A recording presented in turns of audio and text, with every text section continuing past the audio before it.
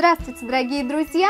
Те, кто давненько уже сидит на моем канале, могли заметить, что вообще-то видео про Тави Гевинсон я уже делала и благополучно его удалила, потому что, да, я периодически удаляю видео, если мне совершенно не нравится, как оно снято. Я решила создать рубрику «Гении моды или уроды», где буду на примерах людей, которых называют фриками, показывать, что же такое действительно вкус, что такое стиль, что такое мода и что такое безвкусица и как одеваться нельзя. Героиня сегодняшнего выпуска выбрана не случайно. Дело в том, что в дебатах с моими комментаторами, которые уличают меня в отсутствии вкуса, я им привожу в пример икон стиля, которые отличаются альтернативным подходом к созданию своих образов. Примером такой нестандартной иконы стиля является Тави Гевинсон, имя которой нашим дамочкам почему-то оказалось незнакомым. Итак, давайте познакомимся.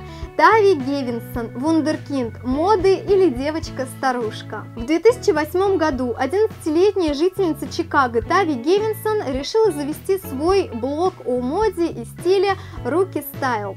Как она писала, ей в один момент надоело одеваться так, чтобы понравиться другим. В первую очередь, ей захотелось быть интересной самой себе. Ее спрашивали одноклассники, а зачем она сегодня надела занавеску.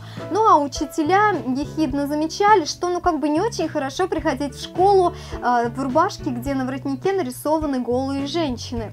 Тави Гевинсон на все эти вопросы быстро нашла ответ, и она стала отвечать «И что?». И ей никто не мог возразить. Мать Тави Гевинсон была художницей, отец – учителем английского языка. Они никогда не запрещали Тави Гевинсон заниматься творчеством, творить, находить старую одежду, переделывать ее, перешивать, либо шить что-то новое. Ей удавалось создавать очень интересные креативные образы, действительно уникальные, которые подчеркивали ее индивидуальность. Тави Гевинсон любила копаться в сундуках, покупала вещи в секонд-хендах, что-то переделывала, реставрировала, шила. Таким образом получала интересные комплекты. Свой стиль Тави Гевинсон охарактеризовала как смесь гип-хопа 80-х, стиля японских школьниц и образов злых персонажей из сказок. Кроме каких-то сумасбродных образов, блог Тави Гевинсон Rookie Style стал отличаться еще и очень оригинальным стилем подачи материала. Ее язвительный стиль подачи, ироничное обращение к дизайнерам и неделикатная критика коллекций привлекли внимание журналистов модной индустрии. И вскоре Тави Гевинсон стали приглашать на первые ряды на модные показы в Париже и в Нью-Йорке. Газеты уровня Нью-Йорк Таймс выстраивались в очередь, чтобы взять у нее интервью. А после того, как журнал Teen Vogue разместил огромную статью о стиле Тави Гевинсон, ее одноклассники стали снисходительно относиться к ее стилю, даже считать ее образы классными. Если бы этого не случилось, то, скорее всего, Тави Гевинсон так бы и продолжали считать белой вороной. Одни нарекли Тави Гевинсон будущим модной журналистики и вундеркиндом в мире моды. Вторые считали, что это продуманный пиар-ход, ведь 11-летняя девочка не может так искрометно писать о явлениях в сфере моды. Ну а третьи говорили, что Тави Гевинсон – это девочка-старушка, смеялись над ней, потому что именно благодаря пепельному цвету волос и ее образом в стиле модной бабушки она и прославилась. Кстати, с образом модной старушки у Тави Гевинсон связан один казус, который произошел на модном показе. Как-то раз Тави Гевинсон пригласили на модный показ и, как всегда, посадили на первый ряд. На ее голове красовался гигантский бант, а ровно позади Тави Гевинсон сидел редактор журнала Грация, который этот бант очень мешал смотреть показ. Затем в журнале Грация появился недовольный отзыв от как раз этого редактора по поводу банта Тави Гевинсон. Но вундеркинд в мире моды за словом в карман не полез и ответил: вы не можете смириться с тем, что кто-то младше вас действительно разбирается в моде.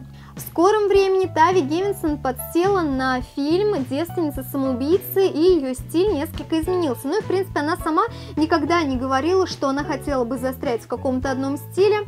И, собственно, в ее образах появилась церковная тематика, церковная атрибутика и, конечно же, черная помада на губах. С 2010 года, когда Тави Гевинсон было всего 13 лет, она начинает писать статьи для Vogue, для различных модных изданий, а также стилизовать организовать съемки. До нее в мире моды таких молодых дарований не было. В 2011 году Тави Гевинсон создала собственный журнал, который назвала Rookie Magazine. Для того, чтобы писать статьи для этого журнала, она привлекла людей с самых разных стран, со всех точек планеты. Кстати, этот журнал действует до сих пор, но его тематика уже изменилась, так как сама Тави Гевинсон отошла от индустрии моды, не считая ее самой главной деятельностью в своей жизни.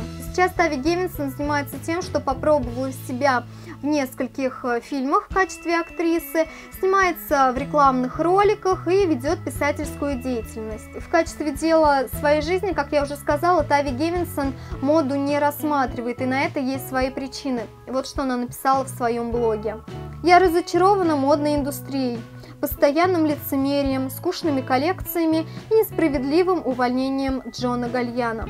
Как бы то ни было, Тави Гевинсон навсегда останется в наших сердцах как девушка-старушка и самый юный вундеркинд в мире моды». И если отвечать на вопрос, поставленный в названии моей рубрики «Гений моды или урод Тави Гевинсон», конечно, однозначно гений. Во-первых, ее образы были креативными, то есть по сути она была создательницей своих образов, своей одежды, каких-то элементов.